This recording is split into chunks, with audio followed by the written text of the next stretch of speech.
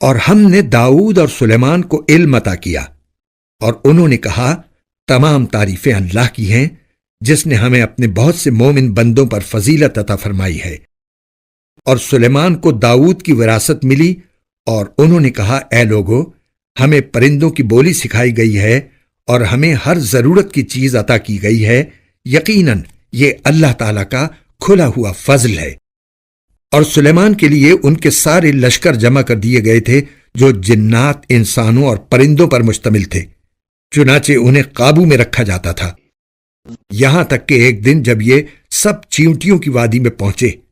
تو ایک چیونٹی نے کہا، چیونٹیوں اپنے گھروں میں گھس جاؤ، کہیں ایسا نہ ہو کہ سلیمان اور ان کا لشکر تمہیں پیس ڈالے اور انہیں پتہ بھی نہ چلے۔ اس کی بات پر سلیمان مسکرا کر ہنسے اور کہنے لگے، میرے پروردگار، مجھے اس بات کا پابند بنا دیجئے کہ میں ان نعمتوں کا شکر ادا کروں جو آپ نے مجھے اور میرے والدین کو عطا فرمائی ہیں، اور وہ نیک عمل کروں جو آپ کو پسند ہو، اور اپنی رحمت سے مجھے اپنے نیک بندوں میں شامل فرما لیجئے۔ اور انہوں نے ایک مرتبہ پرندوں کی حاضری لی تو کہا، کیا بات ہے، مجھے ہدہد نظر نہیں آ رہا، کیا وہ کہیں غائب ہو گیا ہے؟ میں اسے سخت سزا دوں گا یا اسے ذبح کر ڈالوں گا، الا یہ کہ وہ میرے سامنے کوئی واضح وجہ پیش کرے۔ پھر ہدہد نے زیادہ دیر نہیں لگائی اور آ کر کہا کہ میں نے ایسی معلومات حاصل کی ہیں جن کا آپ کو علم نہیں ہے، اور میں ملک سبا سے آپ کے پاس ایک یقینی خبر لے کر آیا ہوں۔ میں نے وہاں ایک عورت کو پایا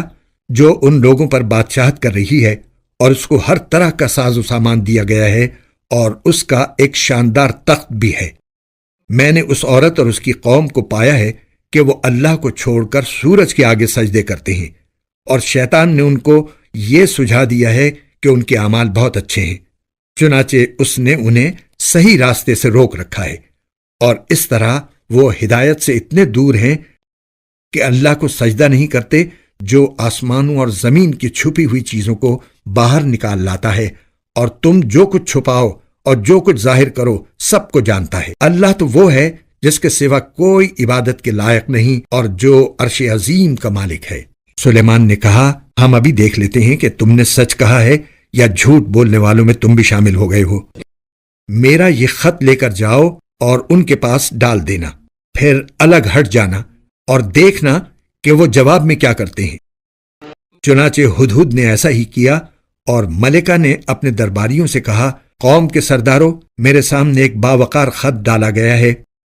وہ سلیمان کی طرف سے آیا ہے، اور وہ اللہ کے نام سے شروع کیا گیا ہے جو رحمان و رحیم ہے۔ اس میں لکھا ہے کہ میرے مقابلے میں سرکشی نہ کرو اور میرے پاس تابعدار بن کر چلے آؤ۔